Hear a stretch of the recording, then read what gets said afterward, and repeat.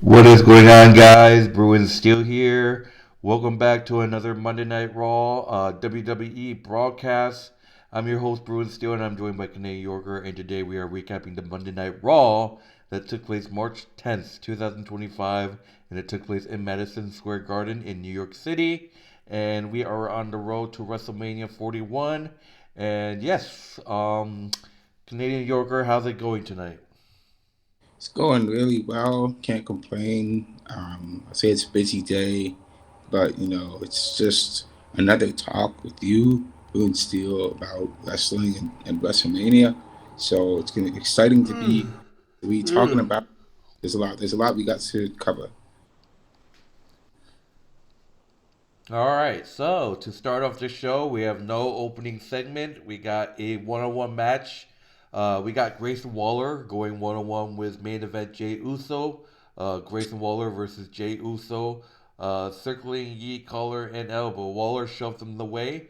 Back to the lockup. Grayson with a side headlock, shot off, shoulder block, and a disdainful stomp to the neck. Uso off the rope, wipes him out with the elbow, scoop and slam. Waller puts him into a pull shoulder first, whip across Jay, sidesteps the change, backsplash sets up the end score. A clothesline sends Grayson to the floor. Yeet off the rope, suicide dive connects. Waller capitalized and lays him out. Waller with a diving elbow, nope. Uso with a Samoan drop. A kick sends Grayson to the floor, countered.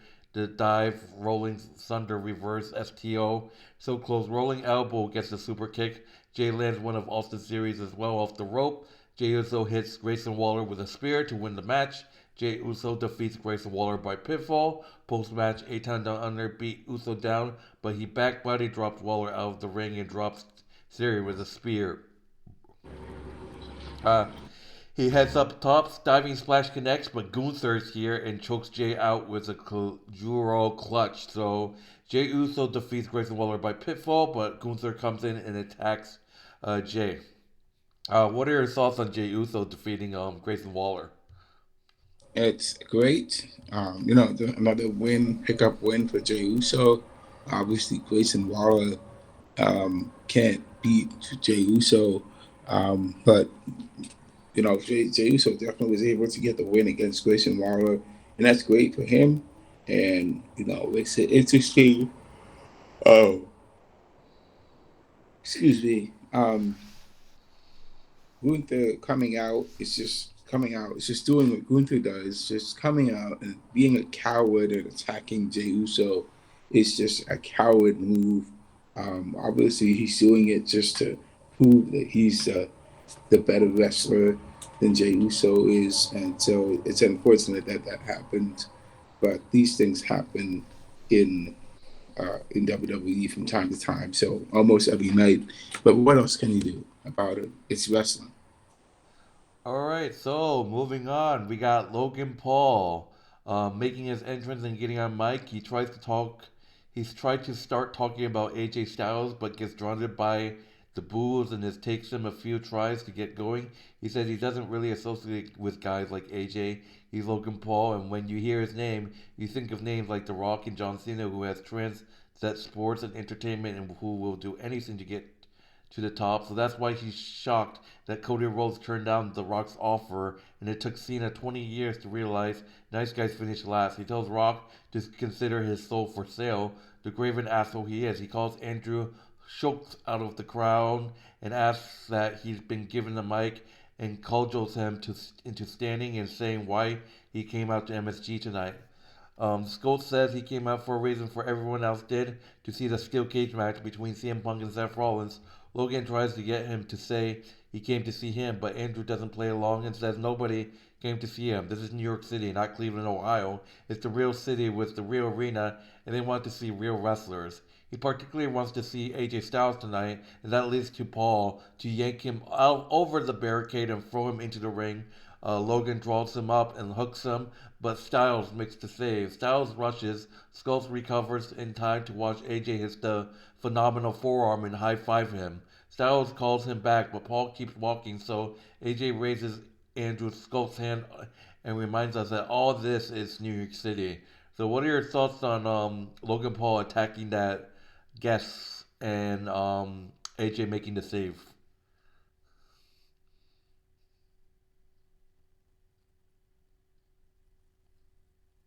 Hello? Oh my god. Hello?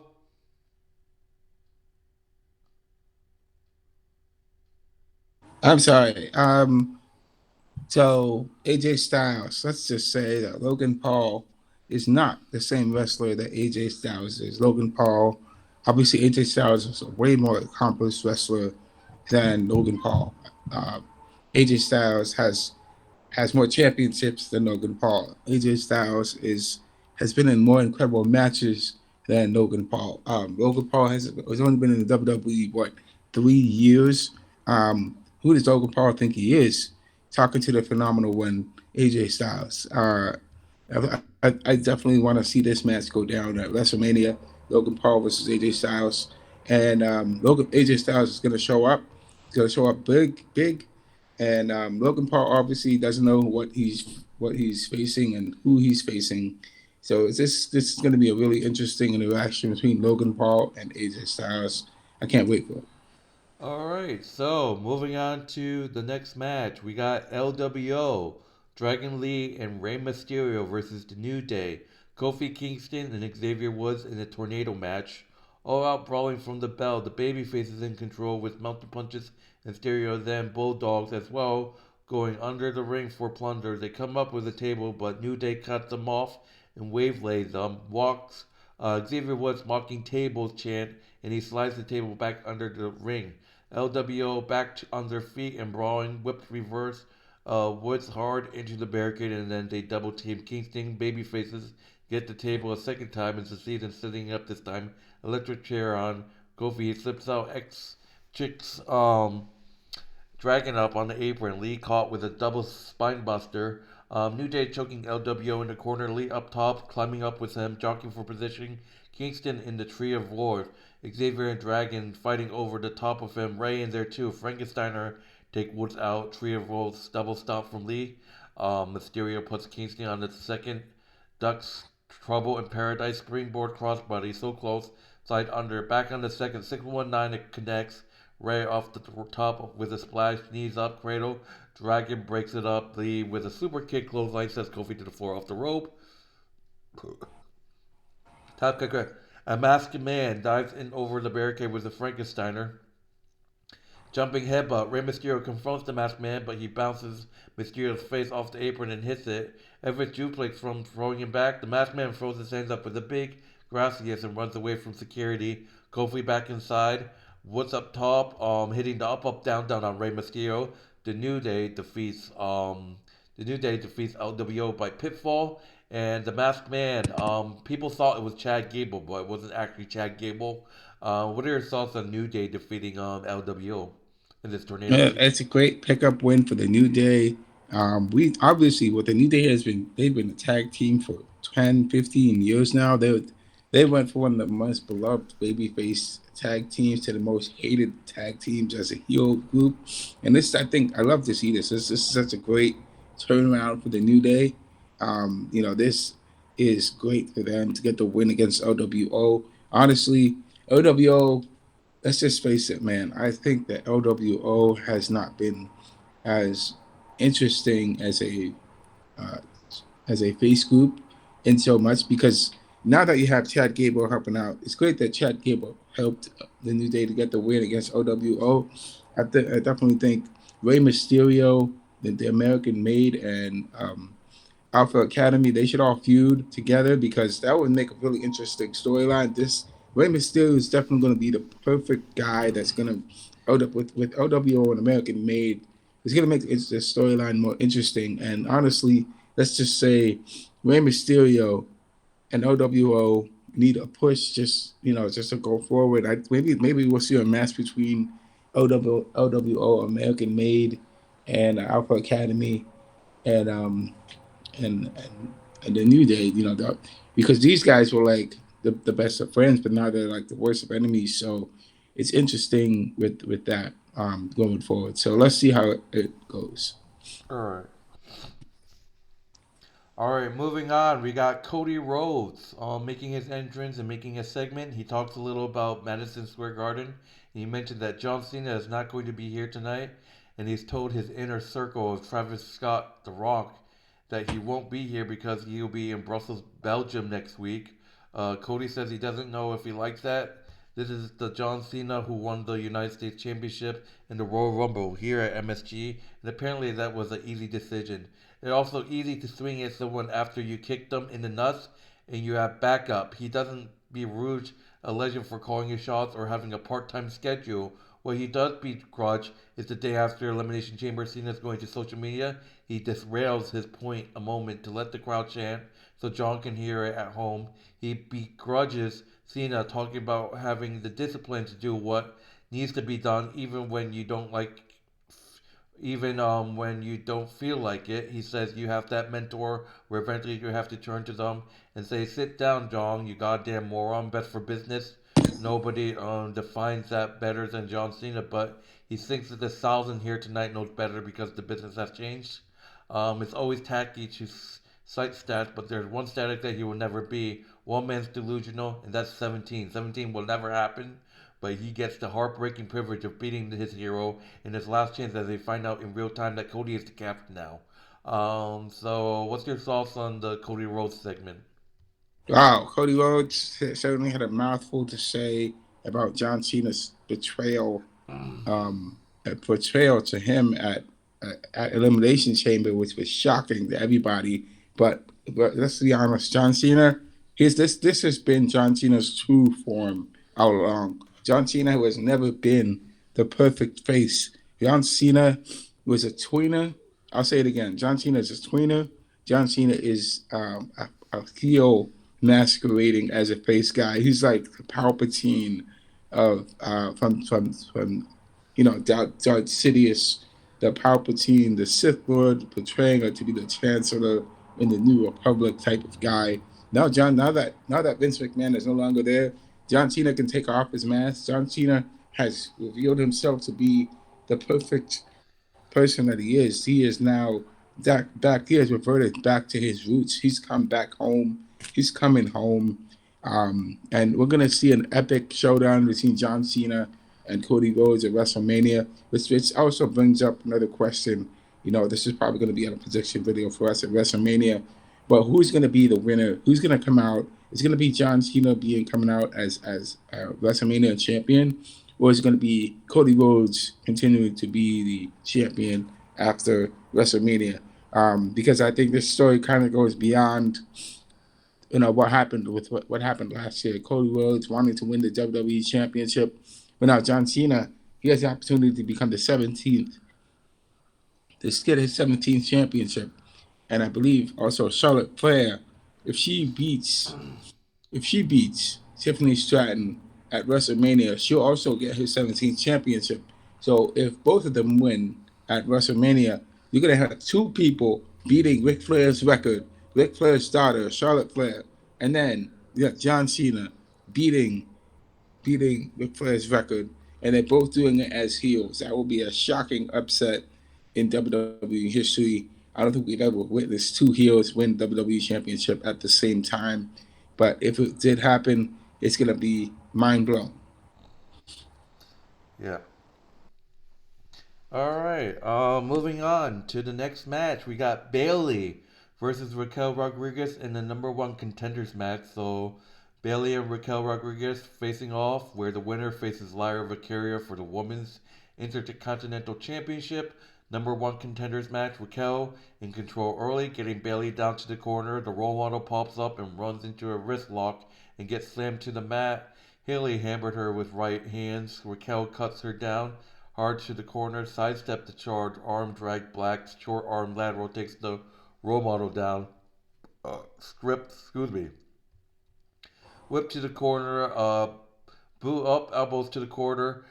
Bayley hits the middle rope stunner. Raquel kicks her away, but she comes back with a sliding elbow, getting under her. Back suplex block. Raquel barrels her across the ring up top. The Raw models drops the elbow cover for two. Rose plant countered, passing Raquel to the floor. Bayley with a drop kick through the ropes Off the Rhodes baseball slide, nobody home, big right hand scoop. The role model steps out of the long dark and put her into the post. Dominic runs interference. Bailey sets Liv Morgan off the rope, suicide dive. And Raquel catches her with a belly to belly suplex into the announce table, beating the count. Bailey runs into a big boo. Raquel lifts her up with a one arm power bomb. Raquel Rodriguez, thanks to Liv and Dominic running interference, Raquel Rodriguez defeats Bailey to become the number one contender to the Women's Intercontinental Championship. So we're gonna get Lyra Valkyria versus Raquel Rodriguez, and I can tell you guys, Lyra's retaining. There's no way that Raquel's gonna be a double champion. If they're doing that, oh my god. But what are your thoughts on Raquel Rodriguez beating Bailey to become a number one contender to the WWE Women's Intercontinental Championship? Wait, did I hear that right? Did I hear that right? Hold on. Repeat that again for me. Who defeated who? Raquel Rodriguez defeated Bailey to become the number one contender to the Women's Intercontinental Championship. Unbelievable. That is just that's infuriating to me. I said last week that there's no way, absolutely no way that Raquel is going to be beating whoever she's facing to become the Intercontinental Championship because she's already tag team champion. Let me repeat that again. Raquel Rodriguez is a tag team champion with Liv Morgan. Now, it should be Bailey that should be getting that chance to win to face Lyra to become Intercontinental Champion, which is great for Bailey because I don't think she's won an Intercontinental title before.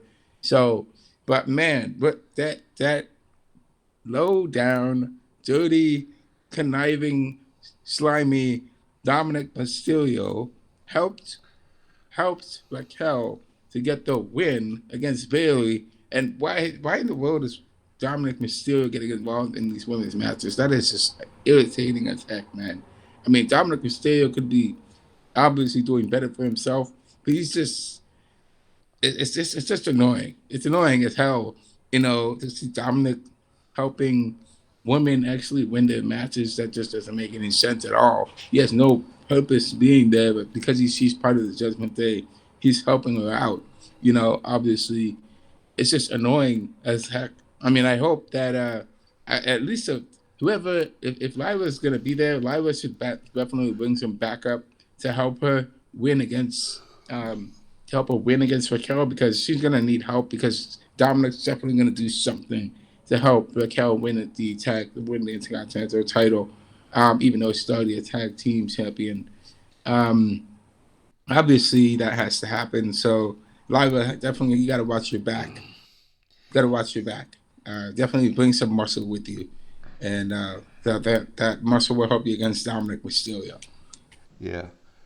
Moving on, we got Michael Cole in the ring to introduce Io Sky. She talks about how good it feels to be in Madison Square Garden as champion, and she proved the impossible is possible. And now she's over the moon to be champion and going to WrestleMania. Michael Cole says she's going to have to work her cut off for her and introduces Bianca Belair. Bianca says she and Io has never seen eye to eye, but she's excited for the both of them to go to WrestleMania together. She said she wasn't planning on making anything happen last week, and she apologized to Rhea Ripley, but if she thought she could have put hands on her without consequences, she doesn't know her at all, and now she's focused on WrestleMania. Enter Rhea Ripley. Rhea Ripley interrupts them. Rhea Ripley talks her way down the ramp and asks Bianca why she got involved last week, and she doesn't like any of Bianca's answers. Rhea Ripley accuses her for being scared of her and says there is no reason for her to be at ringside and she should focus on handling her own business with Naomi and Jade. Bianca will be Rhea Ripley's engaging in a defensive mechanism because she knows she can't beat Io and she's just trying to blame her. Io tried to get between them, and Rhea Ripley pie face her. Sky tries again, and this time Bianca pies her, and now the champion has enough and hauls off and slaps the both of them full force in the jaw, ending the segment. So, yeah, Io had enough of the two disrespecting her, and then she just slapped both Rhea Ripley and Bianca in the face. And I'm telling you, this is a storyline. There's been talks. It's gonna be a triple threat match, guys, like it or not. is going to be Rhea Ripley, Io Sky, and Bianca in the triple threat match at WrestleMania. I'm telling you, that's what they're going for. What are your thoughts on that segment with Rhea, Bianca, and Io? In all honesty, it let's just say it was a tough matchup for. I don't think Rhea Ripley knew who she was dealing with. She obviously, I don't think she has faced Io Sky before, but obviously, I definitely think she underestimated Io Sky, and that was the cause of her downfall. I don't think it was because Bianca distracted her. Bianca had nothing to do with her match. Bianca was just sitting there ringside, watching her perform and do her thing. But she was talking. She started when she started yapping over at Bianca. Io Sky took advantage of that, and she capitalized on it and beat Rhea Ripley clean 1, 2, 3. You know, winning her championship over Rhea Ripley, which is quite shocking. But amazing at the same time. And Io Sky is just an amazing champion. If she gets the win at WrestleMania against Bianca and Rhea, man, that is something that's definitely going to prove she is quite an amazing wrestler. But at the same time, Bianca Belair does deserve to have a championship back because she fought tooth and nail to get it back, and she did win it. I think it was last year when Io Sky was with Damage Control, and Io Sky capitalized on it and beat her to get the championship. Rhea Ripley, obviously, this is Rhea's chance to get her championship back from Io Sky after beating Liv Morgan. So this is going to be interesting for Rhea Ripley and Bianca. Yeah, this is a exciting match going into WrestleMania between Bianca, Io, and Rhea. I can't wait to see what's going to happen with that. And they definitely have to just determine. We don't know who's going to win because all three of them could win at the same. All three of them could win. It's only going to be one winner and two losers, and we're going to have to see who's going to be the one coming out champion. Alright, so moving on to our main event match. We got CM Punk versus Seth Rollins in a steel cage match, and it was an unbelievable match. Punk hammering punches out of the gate.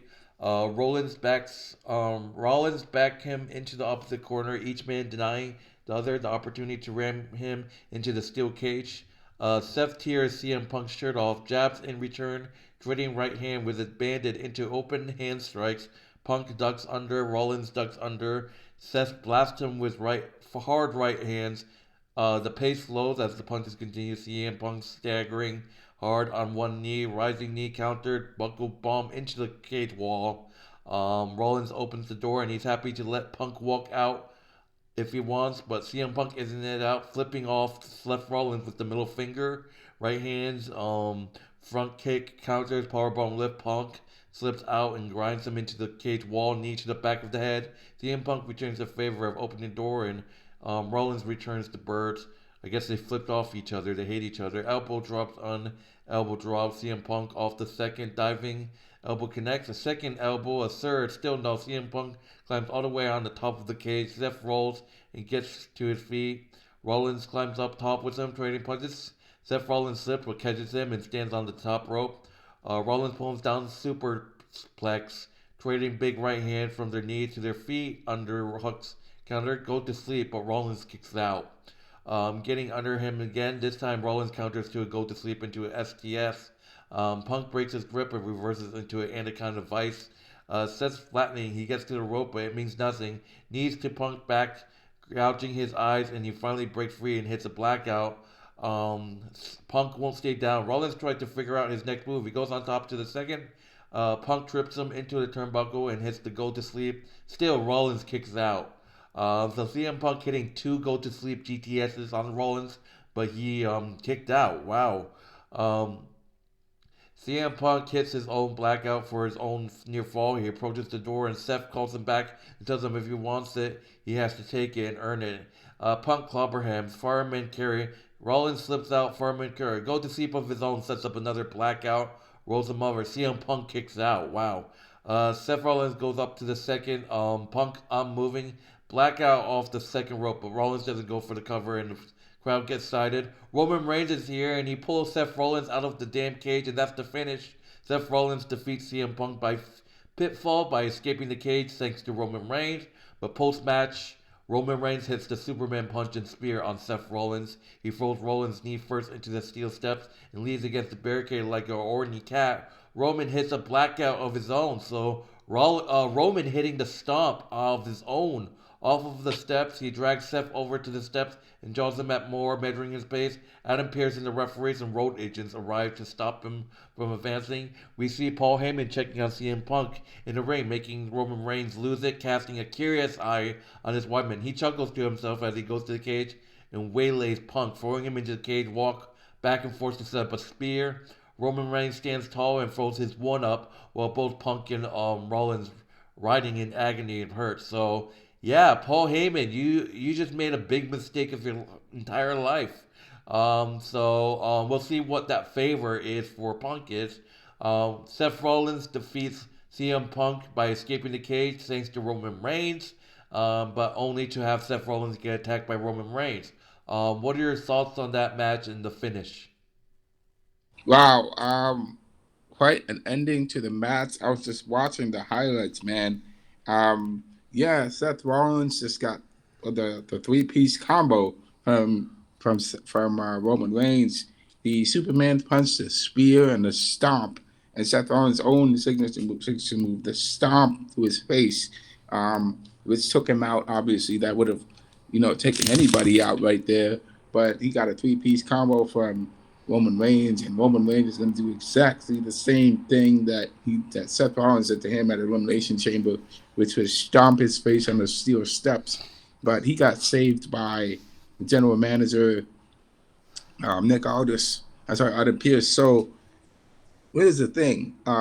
It's definitely going to be. We're definitely seeing Seth versus Roman at WrestleMania, and CM Punk also versus versus Seth Rollins. But here's the thing, though: CM Punk doesn't really have any history, doesn't really have a story right there with Roman Reigns, other than the fact that Roman Reigns and CM Punk are allies in a sense, because Paul